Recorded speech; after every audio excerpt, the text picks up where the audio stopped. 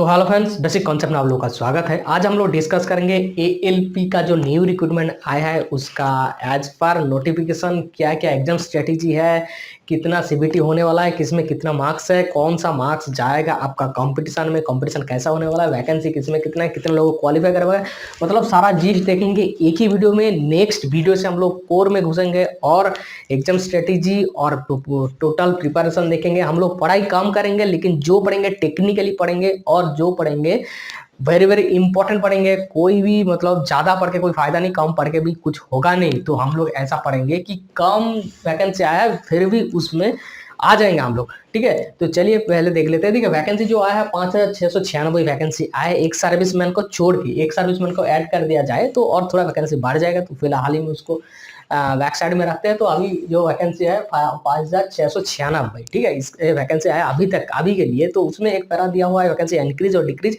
दोनों हो सकता है, लेकिन ज़्यादा चांसेस है वैकेंसी इंक्रीज होगा, क्योंकि मैं खुद ही डिपार्टमेंट में हूँ, सीनियर एएलपी हूँ, अभी एएलपी में जॉब कर रहा हूँ। तो पता है कि डिपार्टमेंट के अंदर कितना अभी वैकेंसी चल रहा है और इतना लाइन बढ़ रहा है, इतना ट्रेंड बढ़ रहा है, इतना रिटायरमेंट आ रहा है सीनियर लोगों का, और बहुत दिन से वैकेंसी नहीं आया था।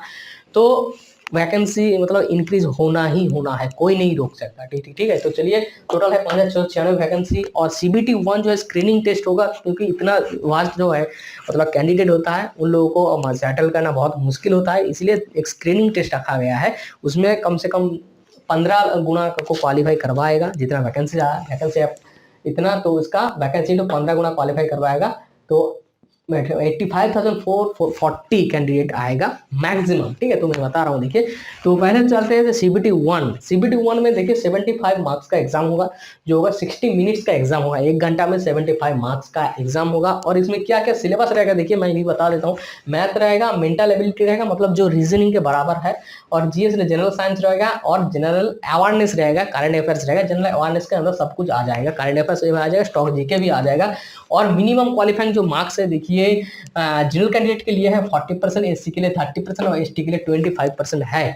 और इधर नेगेटिव मार्किंग बिल्कुल है, और 1:3 हिसाब से नेगेटिव मार्किंग है, ठीक है। तो ये है स्क्रीनिंग टेस्ट। ये कोई भी कंपटीशन में आपका नहीं आएगा, लेकिन इसमें ओनली आपको क्वालिफाई करना है और 85,000 के अंदर आना है। 85,000 के अंदर आने के लिए जितना स्कोर करना है उतना करना है। तो इसमें ज्यादा मतलब बहादुरी दिखाने का कोशिश मत कीजिएगा, क्योंकि ये ओनली स्क्रीनिंग टेस्ट है। क्या है, नेगेटिव मार्किंग है। ज्यादा मार्क्स के चक्कर में कई लोग क्या होता है, नेगेटिव मार्किंग ही फूट जाता है। तो इसीलिए यहाँ पे आप लोग टारगेट रखिएगा जो 75 मार्क्स है उसका 40% लाने के लिए, ठीक है। 40% लाने के लिए आप लोग ट्राई कीजिएगा। तो 75 मार्क्स में से आप लोग जरूर कोशिश कीजिएगा 35 तक आ जाए हम लोग, ठीक है। 35-36 तक आ जाए तब सही रहेगा, नहीं तो फिर ज्यादा लाने के लिए ट्राई करेंगे तो आप नेगेटिव मार्क में विदाई हो जाएंगे, ठीक है। तो इसको लाइटली मत लीजिएगा।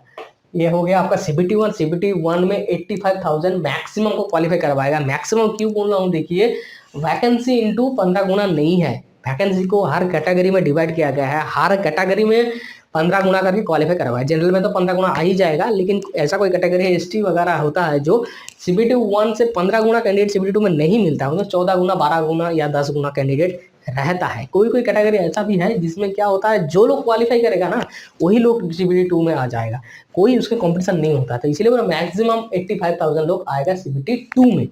अब है सीबीटी 2 में 2 पार्ट होता है, एक पार्ट ए और पार्ट बी होता है। पहला है पार्ट बी, मैं पहले बता देता हूँ। बी भी सेम है जैसे सीबीटी 1 में था, 75 मार्क्स 60 मिनट, और ये ओनली टेक्निकल एग्जाम होगा। ओनली टेक्निकल मतलब इसमें करंट अफेयर्स कुछ नहीं रहेगा। जैसे आईटीआई, डिप्लोमा और बीटेक वाला अप्लाई कर रहा है, तो आईटीआई में जो जो ट्रेड रखा गया है उसी ट्रेड से क्वेश्चन है। डीजीईटी के सिलेबस के अनुसार इसमें क्वेश्चन आएगा। और डिप्लोमा और डिग्री वालों के लिए कौन किस में एग्जाम देगा, कौन ट्रेड में एग्जाम देगा, तो उसी हिसाब से इसमें क्वेश्चन आएगा। ओनली टेक का 75 मार्क्स आएगा, जिसमें 1 घंटा में एग्जाम करना है। और मिनिमम क्वालिफाइंग मार्क्स देखिए जो रखा गया है बी में 35% ऑल मतलब यहाँ पे जो रिजर्वेशन कैटेगरी रहता है, एससी, एसटी, ओबीसी वगैरह, कोई छूट नहीं है। यहाँ पे सबको 35% मार्क्स लाना है, मतलब 26.25 मार्क्स लाना है 75 में से। और ये है ओनली क्वालिफाई, ठीक है, ओनली क्वालिफाई। ये भी कोई कंपटीशन में नहीं आने वाला है, ओनली क्वालिफाई करना है इसको। ये अगर ओनली क्वालिफाई कर गया तब आके आपका जो है पार्ट बी ए में, ठीक है, तो आपका क्या है, पार्ट ए में मतलब आपका जो स्कोर होगा उसको ध्यान दिया जाएगा। अगर आप इसमें क्वालिफाई नहीं कर पाए तब आपका ए में 100 में से 100 भी लाए तो भी कोई मतलब काम का नहीं है, ठीक है। तो इसमें ओनली इसीलिए क्वालिफाई करना है, 26.25 लाना है, और इसमें भी नेगेटिव मार्क रहेगा तो इसमें आराम से आपको करना है, ठीक है, इसमें आराम से आपको करना है। और ज़्यादा यहाँ पे दिक्कत होता है, जनरल वाले तो हो जाता है 35 ला लेते हैं, लेकिन SC वाले भी ले लेते हैं, ST वाले यहाँ पे बहुत फंस जाता है। इधर तो 100 मार्क्स से बहुत ला लाते हैं, लेकिन जो टेक्निकल है यहाँ पे फेल कर जाता है, तो यहाँ कॉम्पिटिशन में आ ही नहीं पाता है, ठीक है। तो उसके बाद देखिए पार्ट ए जो है 100 मार्क्स रहेगा, 120 मिनट्स रहेगा, 2 घंटे में 100 मार्क्स करना है। इसमें भी नेगेटिव मार्किंग है 1:3 के हिसाब से। और इसमें देखिए क्या क्या सिलेबस रहेगा मैं बता देता हूँ। यहाँ पे देखिए मैथ रहेगा, GI रीजनिंग रहेगा, बेसिक साइंस एंड इंजीनियरिंग, ये 3 चीज रहेगा, ठीक है। और बेसिक साइंस एंड इंजीनियरिंग के अंदर आपका इंजीनियरिंग ड्राइंग भी आ गया है, और इंजीनियरिंग मैकेनिक्स भी आ गया है, और फायर सेफ्टी वगैरह आ गया है, और IT लिटरेसी वगैरह आ गया, सब कुछ आ गया इसमें बेसिक साइंस एंड इंजीनियरिंग में। और मैथ GI रीजनिंग जो है CBT 1 में जो था, मैथ और मेंटल एबिलिटी दोनों बराबर है, ठीक है, बराबर मान सकते हो। तो इसमें भी देखिए क्वालिफाइंग मार्क तो 40% है, 30% 25% और 1:3 के हिसाब से नेगेटिव मार्किंग है। और ये कॉम्पिटिशन में जरूर आएगा, यही आपका मेन होता है। 70% वेटेज रखेगा ये कॉम्पिटिशन में, ठीक है। बी सेक्शन की था 0% था, मतलब कॉम्पिटिशन में आने के लिए ये भी 0% था, लेकिन इसमें वेटेज रहेगा 70%, ठीक है। तो CBT 2 का हो गया। अब CBT 2 में से कितने लोग क्वालिफाई करवाएगा, वैकेंसी इंटू 8, ये भी मैक्सिमम वैकेंसी इंटू 8, 45,000 समथिंग, ठीक है, 45,000 समथिंग कराएगा। उसके बाद CBT 3 24 CABT बोलते हैं, कंप्यूटर बेस्ड एप्टीट्यूड टेस्ट, जो कि साइको टेस्ट पे भी जाना जाता है, बहुत पॉपुलर है ये। ओनली कुछ एग्जाम में जो है ये टेस्ट, स्पेशल टेस्ट लिया जाता है, जैसे कि ALP और पायलट का जो एग्जाम होता है, फ्लाइट वगैरह का जो पायलट है, उनके लिए भी CABT टेस्ट रखा जाता है। उसका हायर रखा जाता है, थोड़ा लोअर रखा जाता है। इसमें कुल मिला के मान लीजिए कि 5 बैटरी रहता है, ये भी कंफर्म नहीं है, 5-6 जो भी रह सकता है, लेकिन ईच बैटरी में आपको 42 मार्क्स लाना जरूरी है, क्वालिफाई करना है, 42 मार्क्स लाना है, ठीक है। ईच बैटरी मतलब होता है एक सेक्शन हो गया, एक एग्जाम हो गया, एक छोटा एग्जाम हो गया, उस एक पार एग्जाम में 42 मार्क्स लाना जरूरी है, ठीक है, मिनिमम क्वालिफाइंग मार्क्स है। और इसका 30% कॉम्पिटिशन में आता है। जो वेटेज है ये 70% था, ये 30%, ये दो मिला के हो रहा है 100%। उसके बाद जो है मेरिट लिस्ट बनेगा, वैकेंसी के हिसाब से मेरिट लिस्ट बनेगा। क्वालिफाई भी कर गया, सब में जो क्वालिफाई कर गया, उसके बाद एक मेरिट लिस्ट बनेगा। मेरिट लिस्ट में मान लीजिए कि यहाँ पे वैकेंसी है 5,696, मेरिट लिस्ट में मान लीजिए कि 20,000, 30,000, 40,000, 50,000 को भी मेरिट लिस्ट में डाल सकता है। और मेरिट लिस्ट का जो 1 गुना कैंडिडेट है, मतलब जितना वैकेंसी उतना कैंडिडेट को पहले DB में बुलाएगा, ठीक है, पहले DB में बुलाएगा। DB क्वालिफाई कर गया तो मेडिकल में बुलाएगा, मेडिकल क्वालिफाई हो गया तो ज्वाइनिंग, आपका जॉब कोई नहीं रोक सकता, ठीक है। तो ज्वाइनिंग हो गया, जॉब मिल गया, और इधर सैलरी भी मिलने लगा, ठीक है, इधर हो गया। और जो वैकेंसी मतलब तीनों टेस्ट क्वालिफाई किया था, मेरिट लिस्ट में है, लेकिन वैकेंसी इंटू 1 गुना, मतलब 1 गुना वैकेंसी के अंदर नहीं आ रहा है, वो लोग कहाँ रहेगा, वो लोग रहेगा वेटिंग लिस्ट में, ठीक है, वो लोग रहेगा वेटिंग लिस्ट पे। कौन लोग रहेगा, जो CBT 1 भी क्वालिफाई कर चुका है, CBT 2 भी क्वालिफाई कर चुका है, CBT 3 भी क्वालिफाई कर चुका है, मतलब साइको टेस्ट भी क्लियर है, लेकिन कंपटीशन में नहीं आ पा रहा है, मतलब जितना वैकेंसी है उससे बाहर है, जिसका रैंकिंग मान लीजिए कि 5,696 रैंकिंग के बाद वाला जो है वही आता है वेटिंग लिस्ट में। और एक बार आपको मान लीजिए कि वेटिंग लिस्ट में आ गया तो आपका जो जॉब है, मान लीजिए कि 80% जॉब सिक्योर हो गया, ठीक है, 80% जॉब सिक्योर हो गया, लेकिन ये थोड़ा टाइम लगता है, ठीक है। ये ज्वाइनिंग होने के मान लीजिए कि 2 साल, 3 साल, 4 साल बाद भी जॉब लग सकता है, लेकिन लगने का चांस बहुत ज़्यादा है, ठीक है, बहुत ज़्यादा है। तो इसीलिए आपको सेफ साइड भी खेलना पड़ेगा। आपका अगर कॉम्पिटिशन नहीं आ पा रहे हैं तो सेफ साइड खेलना है। पहले सेफ साइड क्या मतलब, पहले आपका जो मिनिमम क्वालिफाइंग मार्क्स सारे एग्जाम में दिया हुआ है, तो मिनिमम क्वालिफाइंग मार्क्स को पहले आप कवर कीजिए, उसके बाद जो बन रहा है वो आप कीजिए। नहीं तो पहले कंपटीशन में आने के लिए एक्स्ट्रा करने लगेंगे तो आप क्वालिफाई नहीं हो पाएगा, ठीक है। इसी चक्कर में बहुत लोग फंस जाते हैं, वो लोग, हम लोग के टाइम में बहुत लोग इसमें डिस्क्वालीफाई भी हो गया था। बहुत अच्छा नॉलेज था, लेकिन यही मतलब कैलकुलेशन समझना थोड़ा गलती कर दिया। इजी क्वेश्चन देखा, जो क्वेश्चन मान लीजिए थोड़ा डाउट है, बहुत इजी क्वेश्चन है, लेकिन फिर भी मतलब लगा देते हैं, ठीक है, तो वो लोग नेगेटिव मार्किंग में फूट जाता है। तो यही देखिए, तो यहाँ पे देखिए इतना सारा जो एग्जाम होगा, CBT 1 एक होगा, CBT 2 में 2 एग्जाम होगा, फिर ऐसे CABT में 5 एग्जाम होगा। सो सारे एग्जाम में से जो मेन एग्जाम है CBT 2 का सेक्शन ए, ठीक है, CBT 2 का सेक्शन ए यही हो गया आपका मेन एग्जाम, जो कि 70% वेटेज रखेगा आपका कंपटीशन में।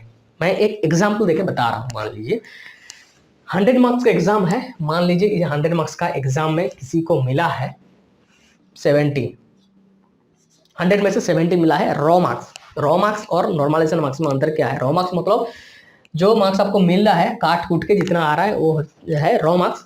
नॉर्मलाइजेशन मार्क्स क्या है? कोई भी एग्जाम, मतलब ये एग्जाम जो है एक शिफ्ट में तो नहीं होगा, 4-5 शिफ्ट मिलके फिर एग्जाम होगा। और स्टूडेंट लोग का यही शिकायत रहता है कि इस शिफ्ट में टफ क्वेश्चन है, उस शिफ्ट में इजी क्वेश्चन है। तो इसीलिए क्या करता है, नॉर्मलाइजेशन का एक फार्मूला है, तो उस फार्मूला में डाल के एवरेज निकाला जाता है। एवरेज के हिसाब से उस शिफ्ट में सबसे टॉप मार्क्स कितना होता है, उस शिफ्ट का एवरेज मार्क्स कितना होता है, लोएस्ट मार्क्स कितना होता है, कितना लोग फेल किया, सब मिला के एक फार्मूला है। उस फार्मूला के बेस पे जो शिफ्ट टफ होता है उस शिफ्ट में नंबर ऐड होता है, और जो शिफ्ट इजी था उस शिफ्ट में नंबर डाउन होता है। तो मान लीजिए एक कैंडिडेट मैं पकड़ लेता हूँ, वो उसका 70 मिला है 100 में से रॉ मार्क्स, और उसका नॉर्मलाइजेशन मार्क्स मान लीजिए 5 मार्क्स बार के हो गया 75 मार्क्स, ठीक।